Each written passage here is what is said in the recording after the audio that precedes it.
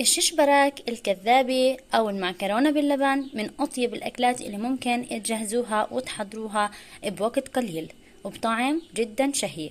تابعوا الفيديو للأخير ويلا مع بعض لنشوف خطوات العمل بالتفصيل. عندي هون في البداية راح استخدم هذا النوع من المعكرونة، طبعا الشكل الحلزوني. طبعا راح نسلق المعكرونة. هون حطينا المعكرونة في الطنجرة، راح نضيف المي المغلية. بسم الله. راح نغمر عندي هون المعكرونة بالمي المغلية، هيك عندي كفاية. راح اقلبهم. راح اضيف هون عندي شوي من الملح بالاضافة لقليل من الزيت، زيت زيتون او زيت نباتي. راح احركهم على الخفيف وارفعهم على النار لحتى تستوي عندي المعكرونة تماما. لتجهيز اللبن او هاي المرحله بنحكي لها مرحله سن اللبن، رح نحتاج لكيلو من اللبن الرايب. رح اضيف عليهم معلقه كبيره من مرقه بودره الدجاج، بودره مرق الدجاج. رح اضيف معلقه ونص كبار من النشا. بسم الله. بالاضافه لعندي نص معلقه صغيره من الثوم البودره، وعندنا البصل البودره، وعندنا ملح حسب الرغبه والحاجه.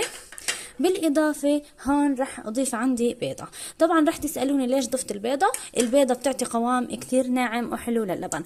رح نبدا نخفق عندي هون كل هاي المكونات لحتى يصير عندي اللبن قوامه ناعم كثير. طبعا هون بامكانكم تخفقوا يدوي بالمضرب اليدوي، او فيكم تحطوه بالخلاط طبعا وتخفقوه مده 3-4 دقائق.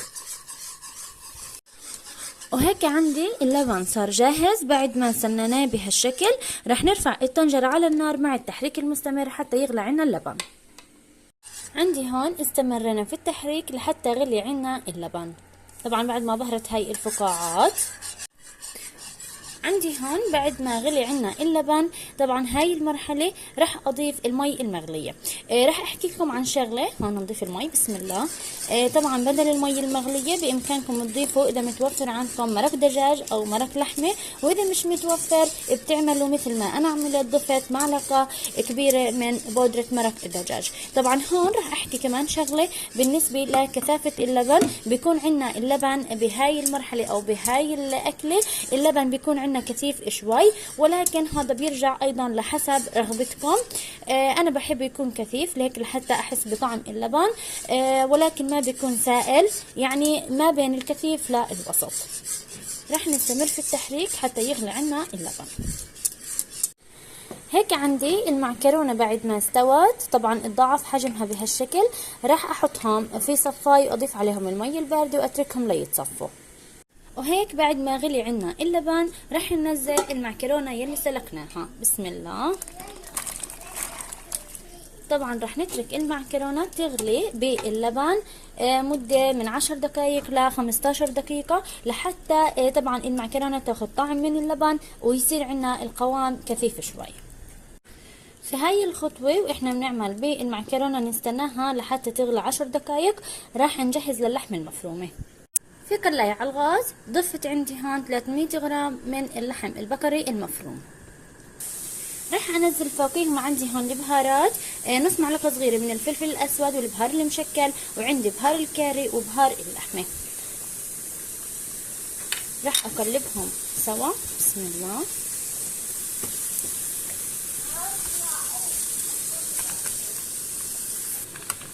بنقلب لحتى يتغير عندي لون اللحمة.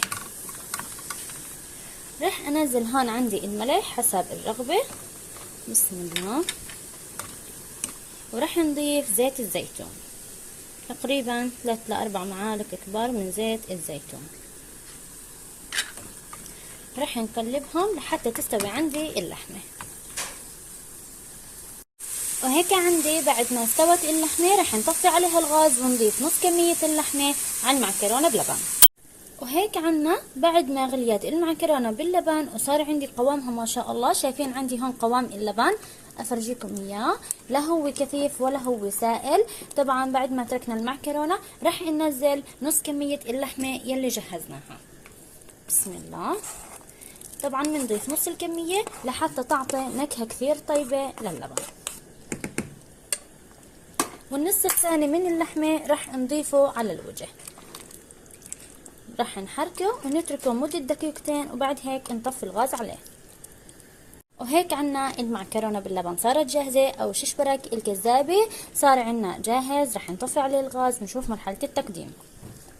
وهيك حبايب قلبي وصفتنا لليوم صارت جاهزة. بتمنى تكون هالوصفة عجبتكم، بتمنى انكم تجربوها وتعطوني رأيكم فيها. دمتم بخير وشكرا لكم لحسن المتابعة.